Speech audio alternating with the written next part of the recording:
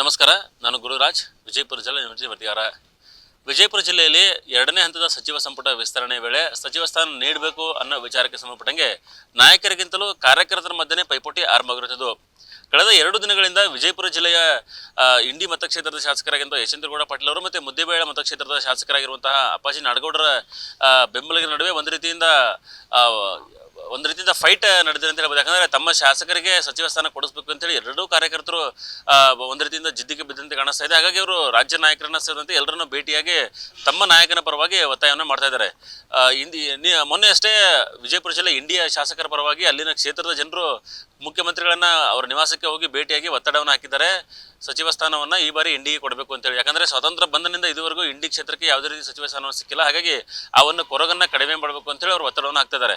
ಅದೇ ರೀತಿ ಈಗ ಮುದ್ದೇಬೇಳದ ಶಾಸಕರಾಗಿರುವಂಥ ಅಪ್ಪಾಜಿ ನಾಡಗೌಡರ ಬೆಂಬಲಿಗರು ಸಹಿತ ಹೋರಾಟವನ್ನು ಮಾಡ್ತಾ ಇದ್ದಾರೆ. ಮುದ್ದೇಬೇಳ ಬಂದ್ ಆಚರಣೆಯನ್ನು ಮಾಡಿದರು. ಜೊತೆಗೆ ಬೆಂಗಳೂರಿಗೆ ನೂರಾರು ಕಾರ್ಯಕರ್ತರು ಹೋಗಿ ಸರ್ಕಾರದ ಮೇಲೆ ಮತ್ತೆ ಪಕ್ಷದ ನಾಯಕರ ಮೇಲೆ ಒತ್ತಡ ಹಾಕುವ ಕೆಲಸವನ್ನು ಮಾಡ್ತಾ ಇದ್ದಾರೆ.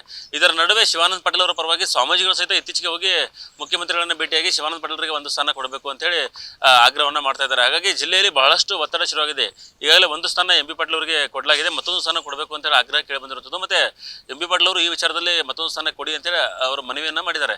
ಸೊ ಹಾಗಾಗಿ ಜಿಲ್ಲೆಯಲ್ಲಿ ಯಾರಿಗೆ ಸಚಿವ ಸ್ಥಾನ ಸಿಗುತ್ತೆ ಅನ್ನೋ ವಿಚಾರದಲ್ಲಿ ಬಹಳಷ್ಟು ಕುತೂಹಲ ಇರುವಂಥದ್ದು. ಯಾಕಂದರೆ ಎಲ್ಲರೂ ಸೀನಿಯರ್ ಶಾಸಕರೇ ಇದ್ದಾರೆ, ಜೊತೆಗೆ ಎಲ್ಲರೂ ಅದಕ್ಕೆ ಕೆಪೇಬಲ್ ಇರೋದ್ರಿಂದಾಗಿ ಯಾರಿಗೆ ಕೊಡ್ತಾರೆ ಅಂತೇಳಿ. ಮತ್ತೆ ರಾಜ್ಯದ ಬೇರೆ ಬೇರೆ ಜಿಲ್ಲೆಗಳನ್ನು ಕನ್ಸಿಡರ್ ಮಾಡಿದರೆ ಒಂದೇ ಜಿಲ್ಲೆಗೆ 2 ಸ್ಥಾನ ಕೊಡಬೇಕಾ ಅಂತೇಳಿ. ಯಾಕಂದ್ರೆ ಸದ್ಯದ ಮಟ್ಟಿಗೆ ಬಹಳಷ್ಟು ಒತ್ತಡ ಇರೋದ್ರಿಂದ ಮತ್ತೆ ಹಿಂದಿನ ಅವಧಿಯಲ್ಲಿ ಸಚಿವರಾಗಿದ್ದ ಕಾರಣದಿಂದಾಗಿ ಬಹಳಷ್ಟು ಜನ ಕೈ ಬಿಟ್ಟಿರೋದ್ರಿಂದಾಗಿ ಈ ಅವಧಿಯಲ್ಲಿ ಮತ್ತೆ ಜಿಲ್ಲೆಗೆ 2 ಸ್ಥಾನ ಕೊಡ್ತಾರಾ ಅಂತೇಳಿ ಕಾದು ನೋಡಬೇಕಾಗಿರುವಂತಹ ಪರಿಸ್ಥಿತಿ ಇರುವಂಥದ್ದು. ಕಳೆದ ಬಾರಿ ಕುಮಾರಸ್ವಾಮಿ ಅವರ ಸರ್ಕಾರದ ಅವಧಿಯಲ್ಲಿ ವಿಜಯಪುರ ಜಿಲ್ಲೆಗೆ 3 ಸಚಿವ ಸ್ಥಾನಗಳು ಸಿಕ್ಕಿದ್ದು. ಒಂದು ಗೃಹ ಸಚಿವರಾಗಿ ಎಂ ಬಿ ಪಾಟೀಲ್ ಅವರಾಗಿದ್ದರು, ಮತ್ತೆ ಆರೋಗ್ಯ ಸಚಿವರಾಗಿ ಶಿವಾನಂದ ಪಾಟೀಲ್ ಅವರಿದ್ದರು, ಮತ್ತೆ MC ಮನಿಗಳವರು ಸಹಿತ ಆ ಸಮಯದಲ್ಲಿ ಸಚಿವರಾಗಿದ್ದರು. ಸೊ ಒಂದು ಸಮಯದಲ್ಲಿ ಜಿಲ್ಲೆಗೆ 3 ಸಚಿವರಿದ್ದಂತಹ ಜಿಲ್ಲೆಯಲ್ಲಿ ಈಗ ಮತ್ತೊಂದು ಸಚಿವ ಸ್ಥಾನ ಕೊಡಿ ಅಂತೇಳಿ ಹೋರಾಟ ಮಾಡುವಂತಹ ಪರಿಸ್ಥಿತಿ ಜಿಲ್ಲೆಯಲ್ಲಿ ನಿರ್ಮಾಣವಾಗಿದೆ. ಹಾಗಾಗಿ ಕಾರ್ಯಕರ್ತರ ಸಹಿತ ಸುಮ್ಮನೆ ಬಿಟ್ಟಿಲ್ಲ, ಕೊಟ್ಟರೆ ಕೊಡಲಿ ಬಿಟ್ಟರೆ ಬಿಡಲಿ ಅನ್ನೋ ರೀತಿಯಲ್ಲಿಲ್ಲ. ನಮ್ಮ ನಾಯಕನಿಗೆ ಕೊಡಲೇಬೇಕು, ಕೊಡದೇ ಇದ್ರೆ ಕಾಂಗ್ರೆಸ್ ಪಕ್ಷಕ್ಕೆ ಪಾಠ ಕಲಿಸ್ತೇವೆ ಅಂತ ಹೇಳಿ ನೇರವಾಗಿ ಎಚ್ಚರಿಕೆಯನ್ನು ಕೊಟ್ಟಿದ್ದಾರೆ.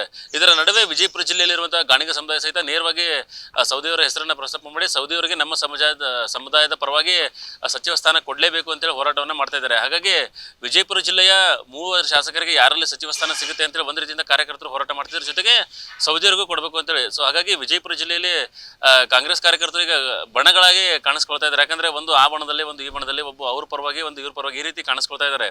ಸಹಜವಾಗಿ ಅವರು ಶಾಸಕರಿಗೆ ಸಚಿವ ಸ್ಥಾನ ಕೊಡಿ ಅಂತೇಳಿ ಅವರು ಆಗ್ರಹ ಮಾಡೋದು ಸಹಜ. ಆದರೆ ಈಗ ಹೈಕಮಾಂಡ್ಗೆ ನೇರವಾಗಿ ಎಚ್ಚರಿಕೆ ಕೊಡುವಂಥ ಹಂತಕ್ಕೆ ಬಂದಿದ್ದಾರೆ. ಅಂದರೆ ಒಂದು ವೇಳೆ ನಮ್ಮ ಶಾಸಕರಿಗೂ ಸಚಿವ ಸ್ಥಾನ ಕೊಡದೇ ಇದ್ರೆ ಮುಂದಿನ ದಿನಗಳಲ್ಲಿ ನಾವು ನಿಮಗೆ ಪಾಠವನ್ನು ಕಲಿಸ್ತೇವೆ ಅಂತೇಳಿ. ಮತ್ತು ಈಗಾಗಲೇ ಕೆಲವರು ರಾಜೀನಾಮೆಗೆ ಸಹಿತ ಮುಂದಾಗಿದ್ದಾರೆ. ಯಾಕಂದರೆ ಸಚಿವ ಸ್ಥಾನ ಕೊಡದೇ ಇದ್ರೆ ಕೊನೆ ಮೂಮೆಂಟಲ್ಲಿ ಕೈ ಎತ್ತಿಬಿಟ್ರೆ ಹೇಗೆ ಅನ್ನೋ ಆತಂಕದಿಂದಾಗಿ ರಾಜೀನಾಮೆ ಕೊಡೋಕೆ ಸಹಿತ ಮುಂದಾಗಿದ್ದಾರೆ. ಮತ್ತು ಬಹಿರಂಗ ಸಮಾವೇಶಗಳಲ್ಲಿ ಅವರು ಘೋಷಣೆಯನ್ನು ಮಾಡ್ತಾ ಇದ್ದಾರೆ. ಒಂದು ವೇಳೆ ನೀವು ನಮ್ಮ ಶಾಸಕರಿಗೆ ಸಚಿವ ಸ್ಥಾನ ಕೊಡದೇ ಇದ್ರೆ ನಾವು ರಾಜೀನಾಮೆಯನ್ನು ಕೊಡ್ತೇವೆ, ಪ್ಲಸ್ ಪಕ್ಷಕ್ಕೆ ಈ ಬಾರಿ ಪಾಠ ಕಲಿಸ್ತೇವೆ ಮುಂದಿನ ಚುನಾವಣೆಯಲ್ಲಿ ಅಂತ ಎಚ್ಚರಿಕೆ ಕೊಡ್ತಾ ಇದ್ದಾರೆ. ಹಾಗಾಗಿ ರಾಜ್ಯದ ಬೇರೆ ಬೇರೆ ಕ್ಷೇತ್ರಗಳಲ್ಲಿ ಯಾವ ರೀತಿ ಕಾರ್ಯಕರ್ತರನ್ನ ಮ್ಯಾನೇಜ್ ಮಾಡಬೇಕಾಗಿದೆ ಸರ್ಕಾರ, ಅದೇ ರೀತಿ ಈಗ ವಿಜಯಪುರ ಜಿಲ್ಲೆಯ ಕಾರ್ಯಕರ್ತರನ್ನು ಸಹಿತ ಮ್ಯಾನೇಜ್ ಮಾಡಬೇಕಾಗುತ್ತೆ. ಯಾಕಂದರೆ ಮೂವರು ಸಹಿತ ಪ್ರಬಲವಾಗಿರೋದ್ರಿಂದ, 3 ಸಹಿತ ಸಚಿವ ಸ್ಥಾನದ ಅವರ ಪರವಾಗಿ ಬೆಂಬಲಿಗರು ಕೇಳ್ತಾ ಇರೋದ್ರಿಂದಾಗಿ ಹಾಗಾಗಿ ರಾಜ್ಯ ಸರ್ಕಾರ ಮತ್ತೆ ಕಾಂಗ್ರೆಸ್ ನಾಯಕರು ಇದನ್ನು ಹೇಗೆ ಮೇಂಟೈನ್ ಮಾಡ್ತಾರೆ ಅಂತೇಳಿ ಕಾದು ನೋಡಬೇಕಾಗಿರುವಂಥದ್ದು. ನಿರ್ಭೀತ, ನಿಷ್ಪಕ್ಷಪಾತ, ವಿಶ್ವಾಸಾರ್ಹ ಸುದ್ದಿಗಳಿಗೆ ಹೆಸರಾಗಿರುವ ನ್ಯೂಸ್ 18 ಕನ್ನಡ ಈಗ ಆಪ್ನಲ್ಲೂ ಲಭ್ಯವಿದೆ.